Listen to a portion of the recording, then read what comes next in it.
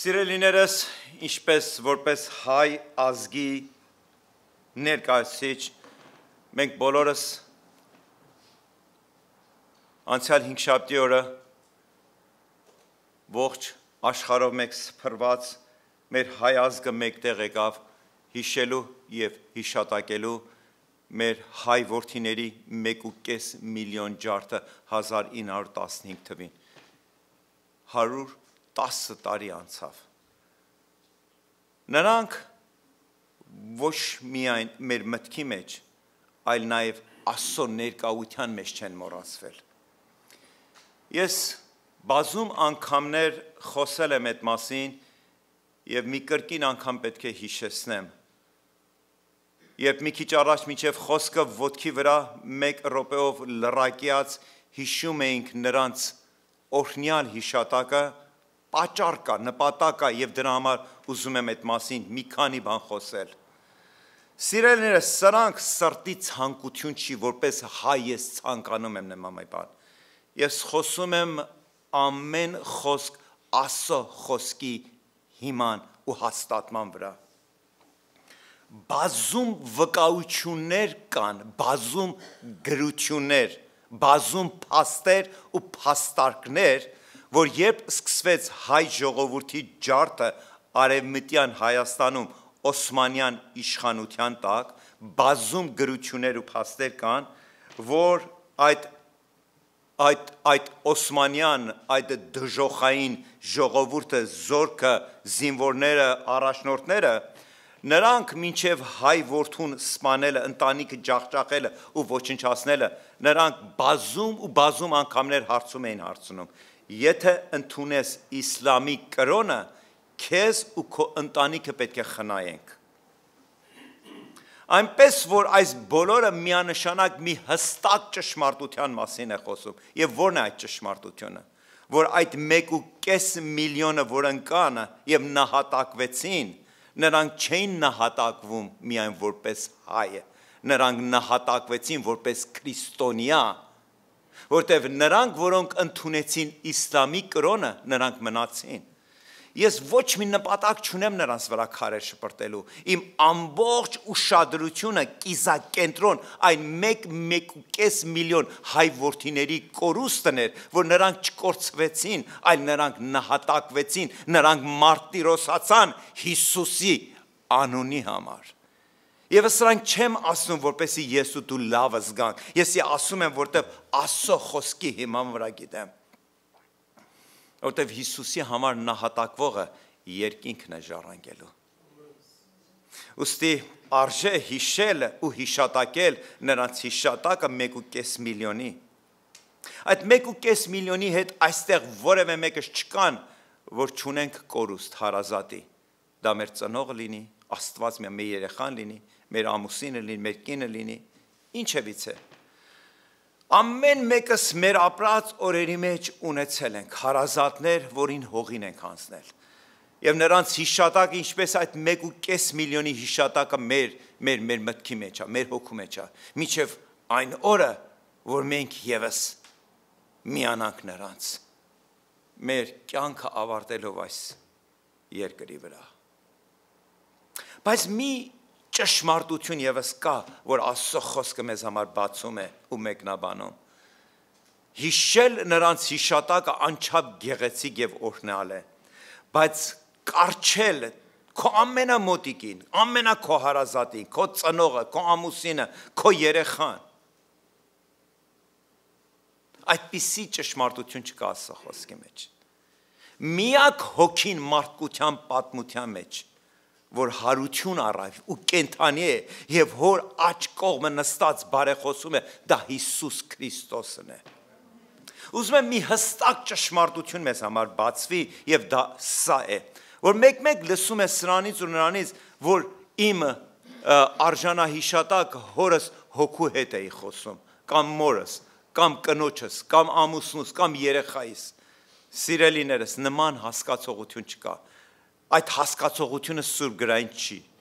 Միակ հոգին, որի հետ դու կարող ես կարճել, խոսել, հաղորդակցվել, հույս ունենալ, հավատքով հաստատվել, դա Հիսուսն է։ Ուրիշ մեկը չկա ու չի կարող լինել։ ոչ հինդուիզմն է, ոչ բուդան է, ոչ Մուհամմեդն է, ոչ նրա հետնորդն է, չկա այդպիսի մի բան։ Նա միակն է, որ մարդկության պատմության մեջ դա միակ գերեզմանն է, որ դատար կա ու դատար կա մնալու մինչև Հավիտյանս Հավիտենից։ Նա միակն է։ Եվ մենք ունենք այդ դուռը, այդ ճանապարհը, այդ հոգին, այդ ճշմարտություն, այդ կենթանի ստեղծածը, որը ստեղծեց ինձ ու քեզ, Քրիստոս Հիսուսը, նրա հետ հաղորդակցվելու։ Այսօր մի ամբողջ շաբաթ անցավ նրա հարության, զորության տոնակատարությունից, անցյալ կիրակի ողջ քրիստոնյա աշխարհը մեկտեղ են եկել ինչ անելու, տոնակատարելու, հիշելու, հաղթանակը հռչակելու, շեփորահարելու, որ նա այստեղ չէ, նա հարություն է առել, կանչիր նրա անունը և նա քեզ պիտի պատասխանի, հաղորդակցվիր և նա քո կյանքի մեջ կհայտնվիր, քայլիր ու նա քեզ կառաջնորդիր։ Եվ այսօր մի ամբողջ շաբաթ է անցել, ուզում եմ այս մեկ շաբաթվա ընթացքի մասին խոսենք, չգիտեմ կհասցնենք ավարտել, եթե հիշում եք անցյալ կիրակի, երբ խոսում էր հարության հաղթանակի մասին, մենք մեջբերումներ արեցինք Մատթեոսի ավետարանից, հիշում եմ սրանից 50 և ավելի տարիներ առաջ, երբ ես հավատքի եկա, ինչպես այսօր ես եմ բոլոր նորահավատներին քաջալերում, որ քո Աստվածաշունչի ընթերցանությունը սկսես 4 ավետարաններից, այդ նույնը նաև ինձ են սովորեցրել։ Ու երբ ես սկսեցի ընթերցել 4 ավետարանները, իմ մեջ միշտ հարցում կար, բայց ինչու 4 ավետարան, մի ավետարան բավարար չէր, ու որովհետև ես դեռ նոր էի սկսել Աստվածաշունչը, Աստծո խոսքը նոր կտականքի ընթերցելու, ինձ թվում էր, որ 4 ավետարանը կրկնություն է, տարիներ պետք եղավ, խորը վերլուծություններ և ուսումնասիրություններ, այսինքն Սուրբ Գրքի սերտողությունն էր, որ բաց արեց այն տկար ու անմիտ միտքը, որ ի մեջ ու շատ շատերի մեջ ստեղծվում է, երբ որ դու սկսում ես Աստվածաշունչը կամ նոր կտական առնել ու սկսել իմիջայլոտ ընթերցելու, և քեզ թվում է, որ 4 ավետարանիչները մեկը մյուսին կրկնել են, այդպիսի բան չկա։ Ու տարիների ուսումնասիրությունը հստակորեն իմ մեջ հաստատվեց ու ճշմարտություն դարձավ, որ 4 ավետարանները չեն կրկնում, այլ մեկը մյուսին լրացնում են։ Եվ եթե գնաք տուն, և այն ինչ, որ ես պետք է ասեմ և քարոզեմ այսօրվա խոսքից, կհամոզվեք Աստծո խոսքի ճշմարտությունը։ Եվ այսօրվա մեր բոլոր մեջբերումները արդեն Մատթեոսի ավետարանից չէ, ինչպես անցյալ կիրակի, որտեղ խաչելության մեջ Մատթեոսի ավետարանը, Մատթեոս ավետարանիչը յուրահատուկ մանրամասնություն է գրել։ Այսօր մենք պետք է կարդանք, վերլուծենք, ուսումնասիրենք, օրհնվենք Հովհաննես առաքյալի ավետարանից։ Հովհաննեսը ի տարբերություն մյուս իր 3 գործընկերներից, Մարկոսից, Ղուկասից և Մակաբոսից, ամենամանրամասնությունը նկարագրել։ Նա մի ամբողջ համարյա 2 գլուխ ինչ արել, հատկացրել է նրա հարությունից հետո։ Ոչ մի ավետարանիչ այդպիսի մանրամասնությամբ չի գրել։ Հույսով որ մի քիչ ձեր հետաքրքրությունը կարողացի շարժել, անցել է մեկ շաբաթ, մի ամբողջ շաբաթ, և այսօր, սիրելիներս, մենք կարող ենք հետևյալը ասելու. The capture of Jesus in the Garden of Gethsemane is over. Նրա ձերբակալությունը հինգշաբթի երեկոյան Գեթսեմանի պարտեզում, որը Հուդան նենգաբար իր տիրոջը, իր փրկչին 30 արծաքով որոշել էր, որպես ինչ անել, դավաճանելով ինչ անել, ծախել, վաճառքի անել, համբյուրելով ինչ արեց, հանձնեց այդ ներկա քահանապետների և հռոմեական կայսրության զինվորներին։ Բայց ավարտվեց։ Այսօր ավարտված այդ հինգշաբթվա այդ դառը ու տխուր ինչը օրը իրադարձությունը։ The brutal treatment of him at the hands of Roman soldiers is over. Եվ այն բիրտ գործնեությունը, նրան ծեծելը, ծաղրելը, ձերբակալելը, հարվածելը, վերջը հռոմեական կայսրության զինվորները ինչ էին, օտարականներ էին Իսրայելում։ Եվ երբ որ տեսնում են, որ Իսրայելի առաջնորդները, այսպես ասած կրոնական առաջնորդները, քահանաներն ու քահանապետներն են, իրենց սեփական ձեռքերով Քրիստոսին հանձնում որպես ավազակի եւ մարդասպանի, առավել եւս հռոմեական կայսրության զինվորները նրա հետ վերաբերվեցին ինչպես մի մարդասպանի, նրան ծեծեցին, ծաղրեցին, ոչնչացրեցին, բայց ավարտված է։ The trial that found him guilty is over. Եվ այն անարդար մարդկության պատմության մեջ ամենաանարդար դատը ավարտված է։ Նրան սրբերի սուրբ ու կատարյալների կատարյալ Աստծո միածին որդուն դատեցին որպես մեղավորի ու դա էլ խաչի մահվան արժանի մեղավորի, բայց ավարտված է։ Նա այլևս խաչի վրա չէ, նա այլևս չէ դատապարտվում, նա պատրաստվում է աշխարհը դատապարտելու։ The bleeding wounds from his head, hand, feet and the pierced side is over. Եվ այդ ոտքերը ու ձեռքերը, որ այդ խաչափայտին գամելով ու արյուն էր հոսում այդ գամերից ու երբ զինվորը նիզակով խոցեց նրա կողը, այդ ամբողջ ավարտված է։ Այսօր նրա արյունը հոսում է ամեն իրեն փնտրողի եւ ճշմարտությունը գտնողի համար։ Եվ այդ արյունը այլևս մեղավորի դատապարտվածի խաչի վրա թափված արյունը չէ, այլ կնքվելու նոր ուխտը հաստատելու երկնքի հոր եւ ինձ ու քեզ հետ։ Ես ու դու նրա արյունով կնքվեցինք որպես նոր ստեղծագործություն։ Մեզ այդ նոր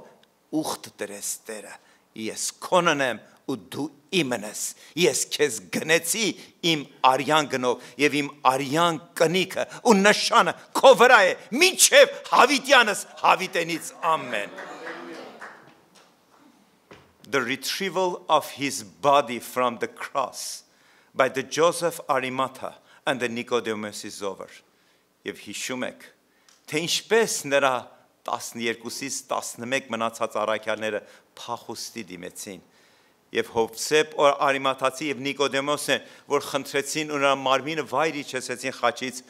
ու գերեզմանը դրեցին։ Այդ բոլորը ավարտված է։ Այս բոլորը ես ձեզ չեմ ասում հիշեցնելու Հիսուսի կյանքի մասին։ Ուզում եմ այս կողքից, այս բոլոր մտաբերումներից մի զուգահեռական ասնասնել իմ ու քո կյանքի մեջ։ Իմ ու քո կյանքի մեջ էլ են լինում նեղություններ, ցավեր, դժվարություններ, հոգսեր, անհնարին կարգավիճակներ։ Հիշիր, ինչպես Քրիստոսի համար ավարտված էր, ինձ ու քեզ համար եւս կարող ավարտված լինել։ Միայն մեկ տարբերությամբ հավատալ եւ սпасել ու դու կտեսնես Քրիստոսի հաղթությունը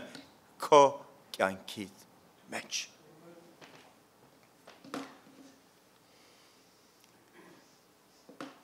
Ինչպես խոսքի սկզբում ասեցի Հովանես ավետարանիչը, որ մի քիչ հետո կընթերցենք համարներ, Քրիստոսը դեռ երկինք չէր բարձրացել։ But imagine that Jesus was not prepared to return. Նա դեռ չէր պատրաստում երկինք բարձրանալու ու հոր աջ կողմը նստելու ու բարեխոսելու ողջ հավատացող աշխարհի համար։ Նա դեռ գործ ուներ անելու երկրի վրա։ Նրա ամբողջ ուշադրությունը գիտես ովքեր էին, այն 11 մնացած առաքյալները, որտեղ այդ 11-ի վրա նա պետք է կառուցեր ինչը եկեղեցին, շնորհակալ է։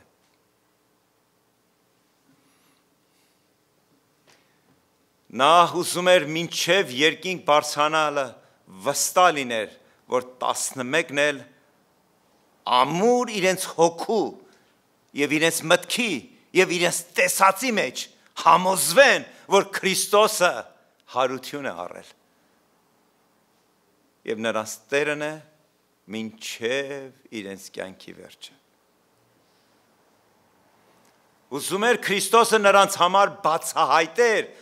հարության, զորության գաղտնիքը։ Ուստի հետևյալն ենք ընթերցում ենք Հովանու ավետարան 20-րդ գլխի 19-րդ համարից։ Նույն օրը, այսինքն անցյալ կիրակի հարության, երբ որ Մարիամ Մագդաղենացին լուրը տարավ աշակերտներին, երբ Պետրոսը ու Հովանեսը վաս տվին ու գերեզմանը դատարկ տան ու վերադարձան ու աշակերտներին, առաքյալներին վկայությունը տվեցին իրենց հերթին, ասում է այդ օրը ավարտի հասավ։ Նույն օրը շաբաթվա առաջին օրը, այսինքն կիրակի հարության օրը, երեկոյան օրը անցել էր, վերջացել էր, գերեզմանը դատարկ էր։ Այդ օրը ինչպես անցավ, բայց երեկոյան մենք ընթերցում ենք Հովանու ավետարանից, երբ հրյաների վախի պատճառով աշակերտները հավաքվել էին մի տեղ եւ դռները փակել։ Հիսուսը եկավ, նրանց մեջտեղում կանգնեց եւ ասեց նրանց. խաղաղություն ձեզ։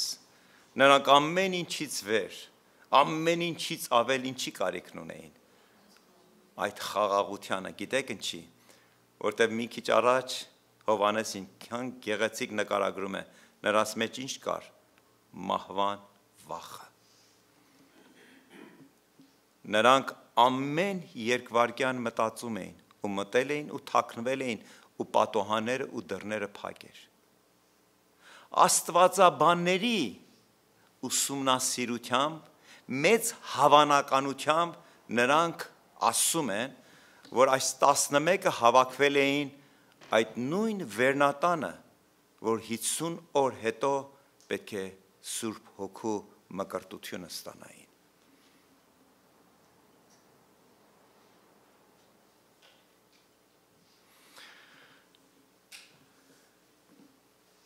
Եվ 20-րդ գլխի 20-րդ համարում եւ այսպես ասում. Եվ այս ասելով նրանց իր ձեռքերը ու կողը ցույց տվեց։ Ու երբ աշակերտները մի անգամ եւս 11-ը, բայց սրտի ցավով հետո պարզվում է, որ 11-ը չէին այդտեղ, ընդամենը 10-ն էին։ Հուդան արդեն կախվել ու մահացել էր, բայց մեկը եւս պակասում էր, որ մի քիչ հետո կբացահայտենք։ Ասում է իր աշակերտներին այդ փակ դռների, փակ պատոհանների մեջ հանդիպելով, նա ցույց տվեց ինչը իր ձեռքերն ու կողը ցույց տվեց։ Աշակերտներն էլ ուրախացան, որ ինչ ար, որ ինձ Տիրոջը տեսան։ Այո, հավատքը տեսնելուց չէ, հավատքը հավատալուց է, բայց Հիսուսը գործ ուներ այս աշակերտների հետ։ Նա 3 տարի իր կյանք չէր խնայել ու նրանց սովորեցրել էր ու նրանց հետ քայլել էր ու նրանց հետ ժամեր ունեցել, հաց էր կտրել։ Նա գիտեր, որ նա երկինք է բարձանա, իսկ նրանք մնում են այս երկրի վրա, մնում են, որ կառուցեն, հիմքը դնեն եկեղեցու, որ այսօր ես ու դու այդ եկեղեցու ժառանգներն ենք ու այստեղ ենք եկել, որպեսզի վայելենք Հորը, Որդուն եւ Սուրբ Հոգուն եւ մտաբերենք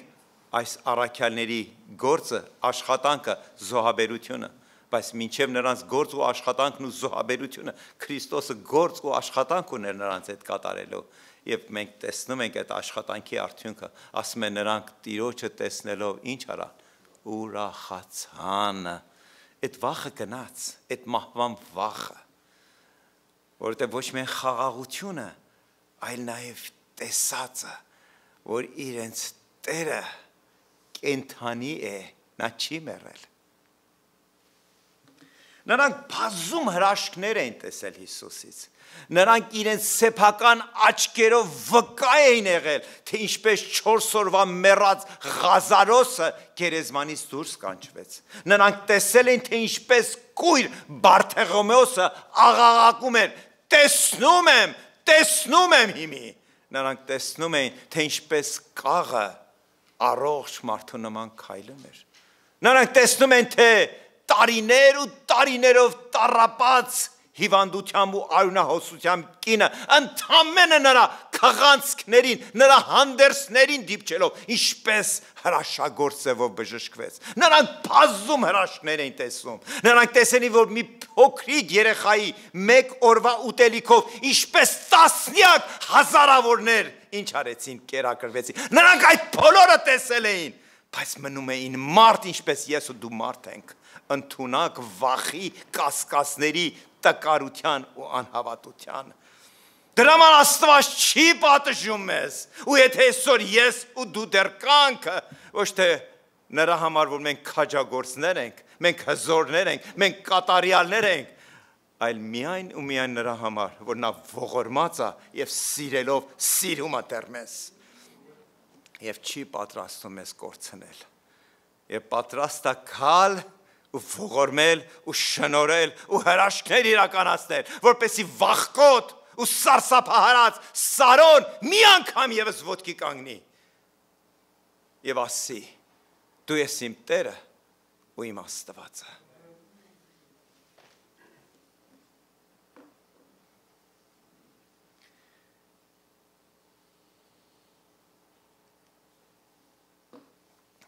Հովհաննես ավետարանիչը շատ հետաքրքիր ձևով նկարագրում է, որ այս հավաքը, այդ վերնատանը, այդ փակ դռների ու պատուհանների ներսում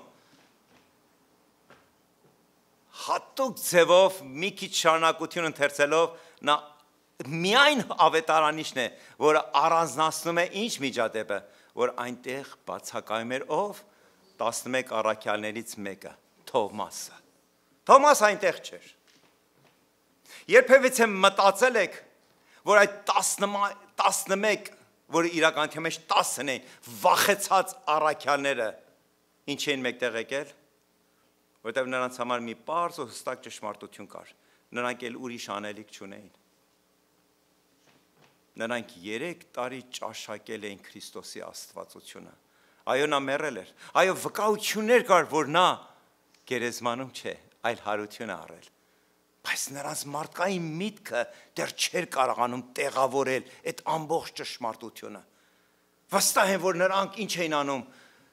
իրենց մտքում անց էին կասում այդ 3 տարիները, այդ վայելուչ տարիները, Քրիստոսի պահապան ձեռքը նրանց հետ էր ու նրանց առաջնորդում էր, նրանց մխիթարում էր, նրանց խրատում էր, նրանց իմաստություն էր տալիս, հրաշքներ էր իրականացում ու ամենտեղ նրանք ընդունված էին իրենց վարդապետի պատճառով, իսկ իմի չկար։ Երբևիցե մտածել եք, որ 10 աշակերտների, առաքյալների մեկտեղ հավաքվելը ոչ այլին չէր, եթե ոչ եկեղեցի։ Եկեղեցին դեռ օրինական չէր հայտարարված, բայց դա եկեղեցի էր, որտեղ 1 կամ 2 իմ անունով հավաքված լինեն, ինչ է, այնտեղ ես այդտեղ եմ։ Նրանք ում անունով են հավաքվել, Քրիստոսին, կորցրած էին, բայց փնտրում էին իրենց վախերի, իրենց կասկածների մեջ, նրանց միակ նպատակը ոչ թե իրենց ընտանական հարցերը քննարկել, այլ բոլորի մեջ միակ հարցումը՝ հիմա ինչ ենք անելու։ Ասում են, որ Տերը հարություն է առել, բայց ուր է։ Ուր է, որ իրեն շոշափենք, իրեն գրկենք, իրեն համբյունենք, տեսնենք այդ խոցված ձեռքերն ու ոտքերը նրա խոցված կողքը։ Հասկանում եք։ Բայց Հովհաննեսը հատուկ շեշտադրությամբ խոսում է ինչի մասին, որ Թովմասը այնտեղ չէր։ Ուր էր Թովմասը։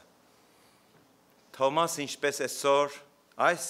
եւ ինչպես այս ու լեցուն եկեղեցիներում այդ բացակակույր եղբայրներն էր ներկայացնում, որ այսօր զբաղ էին ուրիշ մի գործով, ուրիշ մի առիթով, ժամանակ չունեին եկեղեցի գնալու,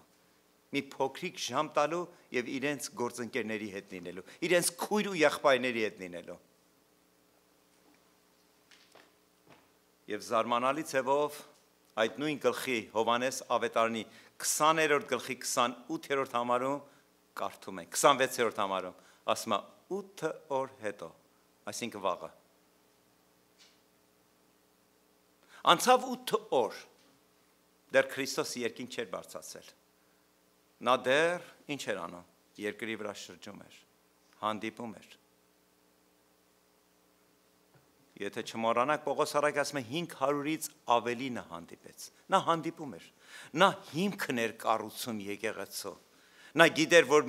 իր թափված արյունը, նա վկայություն էր թողնում, վկայություն մարդկանց, որ ես ձեզ հետ եմ։ Ես չեմ մեռել, այլ հարություն եմ առել։ 8 օր հետո աշակերտները դարձյալ ներսում էին, նրանց հետ էր Թովմասը։ Հիսուսը մտավ փակ դռներով նրանց մեջտեղում, կանգնեց եւ ասեց. խաղաղություն ձեզ։ Նույնը, չէ՞։ Նա գիտեր, որ նրանք ամեն ինչից շատ ու ամեն ինչից ավել դարձյալ խաղաղության պետքություն ունեն։ Մեկ շաբաթ առաջ այդ պատգամը տվել էր, բայց մենք մնում ենք մարդ։ Մենք մնում ենք խեղճ ու տկար ու անորոշ։ Օրհնվում ենք ու հետո մի օր հետո սկսում ենք բողոքել, տրտնջալ։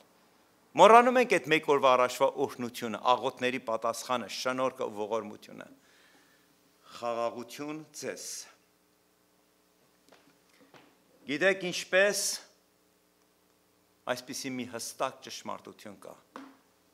Մեր ընտրությունն է, դա քո ընտրությունն է։ Դու ունես ընտրություն քո կյանքիդ մեջ։ Դու կարող ես ընտրել Քրիստոս Հիսուսին որպես քո Տերը ու քո Փրկիչը, կամ որ մերժես նրան։ Մերժել ոչ թե բառացիորեն, բայց անտեսես։ Չունենաս քո շաբաթ ու ամիսների մեջ այդ փոքրիկ ժամահատվածները, որ գազ ու քույր եղբայրներիդ հետ, այդ փառավորածի հետ պաշտամունք բերելու, երկ ու փառաբանություն։ But his intent, բայց նրա նպատակը, նրա միտքը Քրիստոս Հիսուսի միայն ու միայն մեկ բան էր։ Ոչ միայն այդ 11-ին փրկելու, այլ համայն մարդկությանը փրկել։ Որտե՞ղ գիտեմ, որտեղ Աստված այնպես սիրեց աշխարհը, որ իր միածինը տվեց իս 17-ում ասում է. Տերը չի կամենում, որ ոչ մեկ հոգի կորցվի, այլ ամեն ոք հավատան եւ փրկվեն եւ հավիտենականության կյանքը շարունակեն։ Քրիստոսի ողջ նպատակը միայն այդ 11-ը չէր, այլ 11 միլիոններ, այլ 101 միլիոններ, այլ բիլիոններն էին, որտեղ ամեն մեկին իր պատկերով էր ստեղծել, ամեն մեկի մեջ իր հոգու մասնիկը կար։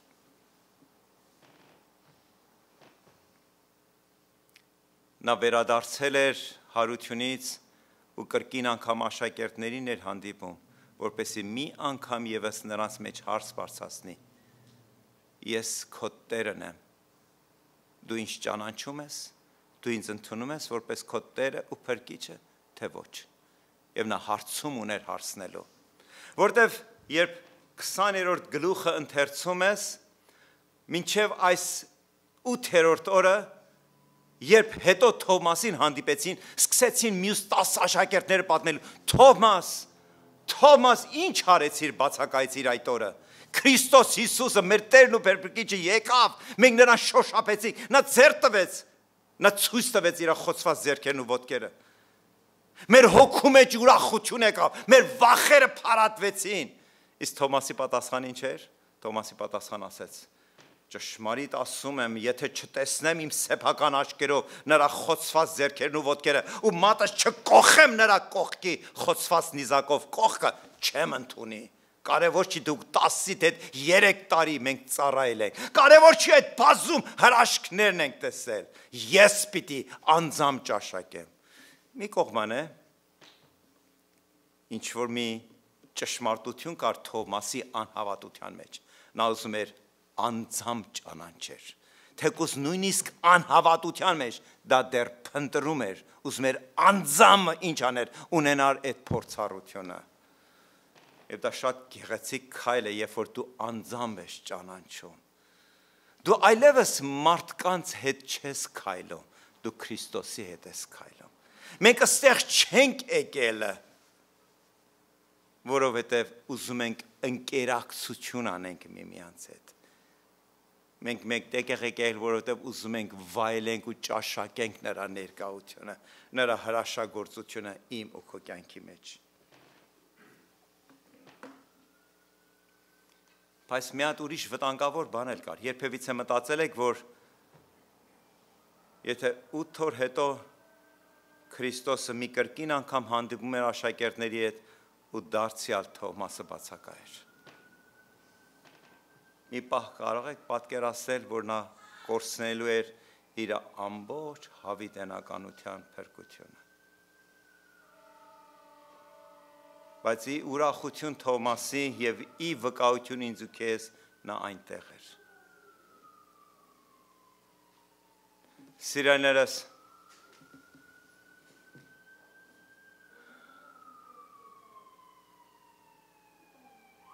օրհնություն կա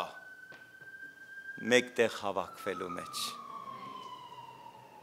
Եվ այդ օրը Թովմասը անձամբ ճաշակեց այդ օրհնությունը։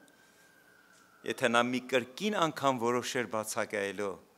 նա կկորցներ այդ առիթը Տիրոջ հետ դեմ առ դեմ հանդիպելու։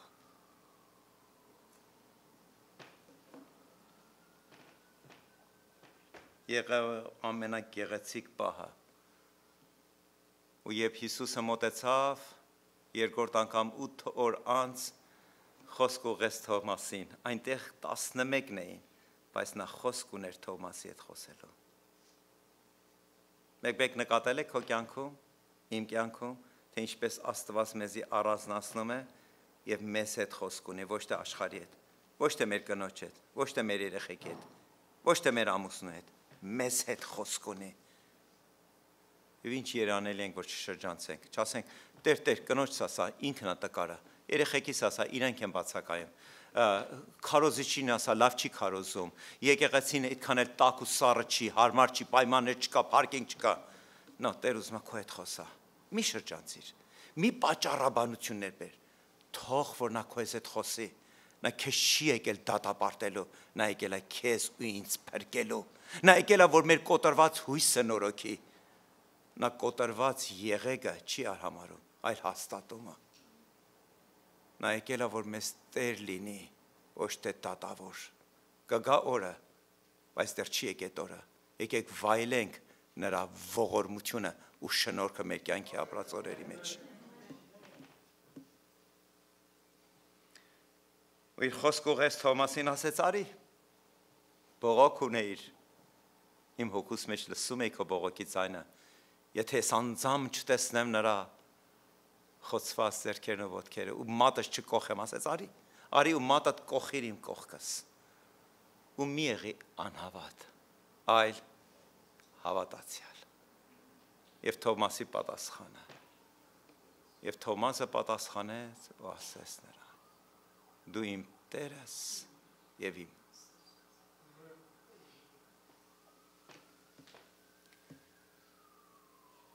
Սա մի ամբողջ հավիտենականություն այս խոսքերը։ Սրանով անհատը փրկվում է, եթե իսկապես այս խոսքերը ոչ թե բառը, այլ հոգու ձայնը, այլ հոգու աղաղակը, այլ հոգու սովը, որ կարոտ է այդ իր ստեղծող Աստծուն, որ նրա հետ հաղորդակցություն ունենա։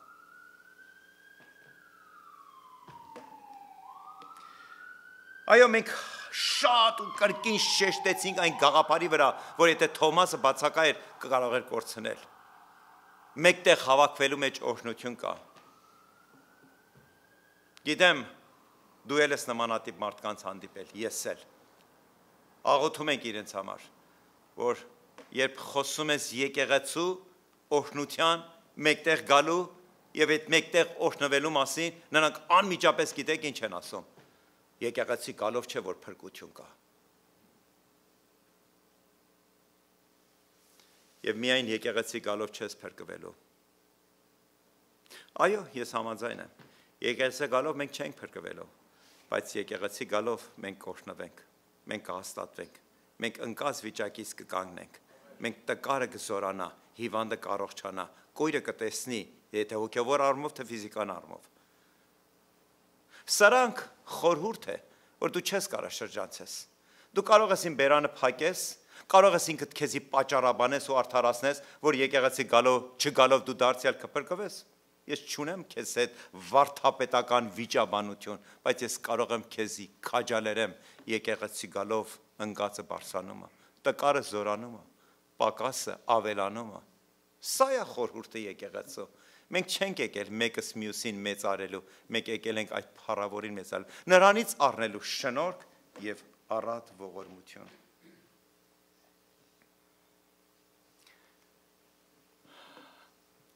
Շատ եք լսել նմանատիպ մարդկանց, որ ես եկեղեցի չեմ գնում սրա ու նրա պատճառով, այս ու այն մարդու, այս ու այն մարդը կարող է հովիվ լինի, հովիվի կինը լինի, հովիվ երեխեքը լինի, այս եղբայրը լինի, այն ծառայողը լինի, այս նման պատճառաբանություններ լսել եք, ուզում եմ այդ մասին մի երկու բան խոսեմ։ Մենք եկեղեցի ենք գնում ժողովուրդով, քույր ու եղբայրներով, բայց մենք չենք գալիս եկեղեցի մեկս մյուսի համար։ Մենք տեղ ենք գալիս հավաքվելու որպես ժողովուրդ, բայց մենք չենք գալիս մեկս մյուսի համար։ Մենք գալիս ենք բոլորս միանշանակ մեկ հստակ նպատակի համար, որ այդ փառավորածի հետ հանդիպում ունենանք։ Հիշիր, այս ժողովուրդը դու չես, որ ինձ այսօր առավոտ արթնացրեցիր։ Ես չեմ, որ քեզի օր շնորհեցի։ Այդ շնորհողը ու օրը պարգևողը Քրիստոս Աստվածն է։ Եվ մեր գալու միակ նպատակը, որպեսզի մեր շրթունքները բացենք եւ գոհանանք նրա շնորհքի ու ողորմության համար։ Եվ ես ուզում եմ հարց տամ քեզի, արժե դրա համար քո ամբողջ շաբաթվա 2 ժամը հատկացնել, թե ոչ։ Հարց է, որ դու պատասխան ունես տալու։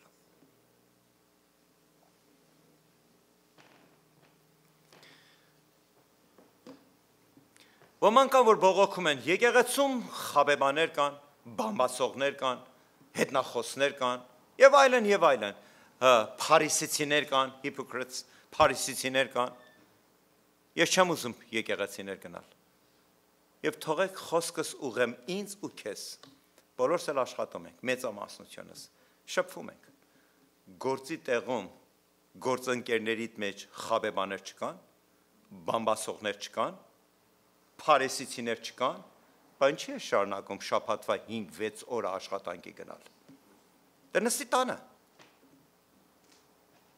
Խոսք եմ ուզում խոսել, ոմանքս տուն ունենք, սեփական տան մեջ ենք ապրում, ոմանքս էլ վարձով ենք ապրում։ Բոլորս էլ հարևաններ ունենք։ Այդ հարևանների մեջ լավն էլ կա, վատն էլ կա։ Բամբասողներ կան, չարախոսներ կան, ինչ ես անում։ Տունդ վաճառք ես անում, տեղափոխվում ես քաղաքի մյուս ծայրը։ Ոչ։ Սիրելիներս, եթե դու սպասում ես այն օրվանը, որ եկեղեցին կատարյալ սրբություն կլինի, ցավում եմ քեզ համար, երկար ես սպասելու եւ կկորցնես առիթը ու պահը։ Աստված եկավ մեղավորին կանչելու եւ ես ու դու այդ մեղավորներն ենք, որ ընդունեցինք մեր մեղքը ու եկել ենք, որ Տերը մեզ այս եկեղեցում ձերբազատի մեր ինչից, մեր ստախոսություններից, մեր բամբասանքներից, մեր փարիսեցությունից Աստված մեր ձերբազատվի, բայց ես ուր կնամ, եթե ոչ եկեղեցի, որ Տերը իր տանը մեջ ինձ սարքի, ինձի տեստա եւ ես նմանվեմ նրան վկա լինելու այս աշխարհի մեջ։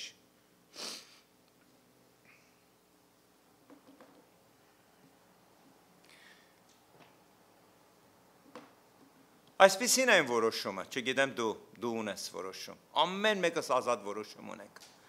Ես ավելի եմ գնահատում իմ քույր ու եղբայրների, այդ ստախոս, այդ բամբասող, այդ փարիսեցի քույր ու եղբայրների հետ ամեն կիրակի եկեղեցի գալ ու Տիրոջը պաշտելու, քան թե եկեղեցին թողնելու։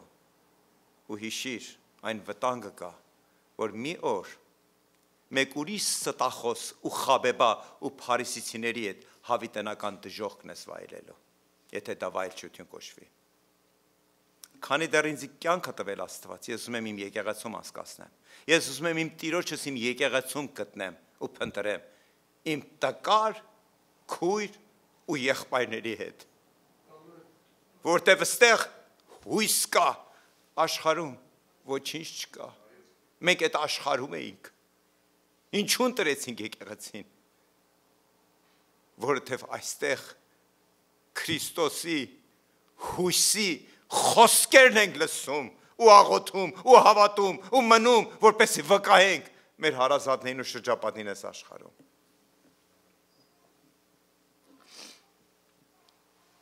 Իմ խոսքը ուզում եմ ավարտեմ մի այսպիսի օրինակով։ A missionary, մի հատ այսպիսի միսիոներ, անունը Ստուարտ Սաքս, նրա ծառայությունը Փարագվայում էր, Սաութ Ամերիկայում, ինչպես գիտեք, Բրազիլիայի եւ այդ տարածքում բավականին հին այդպես ժողովուրդ են ապրում, Indians, բնիկները, որոնք չեն շփվում մարդկության հետ։ Նրանք իրենց լեզուն ունեն, իրենց culture ունեն, տեսել եք այդպես վավերագրական կինոներից, բաներից։ Եվ նրա եղբոր ծառայությունը հենց այդ բնիկների մեջ Աստծո խոսքը ավետարաներն էր։ Նա այնտեղ գնաց, եկեղեցու հիմքը դրեց, ծառայում էր, ու մի օր տեսավ, որ այդ տեղի բնիկներից մեկի անունը, որ Ռաֆայել էր, եկավ, տան դուռը ծեծեց ու նստեց այդ պատշգամին, այդպես կողքը նստեց։ Ու բնականաբար այս միսիոներ եղբայրը, Ստուարտը, հարցում հարցեց. Ռաֆայել եղբայրս, ինչի ես եկել, ինչով կարող եմ օգտակար լինել։ Եվ զարմանալի ցեվով նրանից մի բան ստացավ պատասխան։ Ես ոչինչ չեմ ուզում։ Եվ ավելի զարմացրեց մեր միսիոներ եղբորը, եթե ոչինչ չի ուզում, բան չի համար է եկել, ինչի է իմ դուռը ծեծել, ինչի է նստել իմ պատշգամին ու ինձի նայում։ Լսեք այդ պարզ պատասխանը։ Ուզում եմ քո կողքին լինեմ։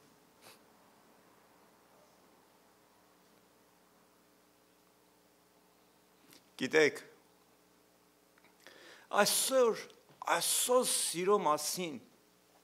լեցուն խոսք կարող ես խոսել, բայց այդ սիրո գործնական ու էական ու փաստացի իրականությունը գիտեք որտեղ է կատարվում, եկեղեցիներում։ Ես կարող եմ իմ տանս նստել առանձնանալ այս աշխարհից ու ասել, որ ոչ մեկ իմ չափ Հիսուսին չի սիրում, բայց այդ սերդ ներող կլինես, եթե չօգտագործվեց, դա մեռած սեր է։ Դա ընդամենը քո պատկերացումն է։ Այստեղ է սերը իրագործվում, եկեղեցում, քույր ու եղբայրների մեջ, որ ես ասում եմ, քույրս սիրում եմ քեզ Հիսուսով, եւ մեկը մյուսին ասում է, ես էլ քեզ, այդ նույն Հիսուսով։ Ռաֆայել եկել էր միսիոներին ասելու, ես քեզանից ոչինչ չեմ ուզում, քո ներկայությունն եմ ուզում, որտեվ 2 կամ 3 Քրիստոս այնտեղ ներկա է։ Ռաֆայելի համար այդ բնիկ, այդ անգրակետ, այդ հետամնաց մարդու համար Քրիստոսի սիրո իրականությունը ամբողջովին բացվել էր։ Ինձ մնում է միայն մի հստակ մի բան, աղոթենք, որ չպակասենք, ոչ իրենից, ոչ էլ իր ժողովրդից, Հիսուսի անունով, ամեն։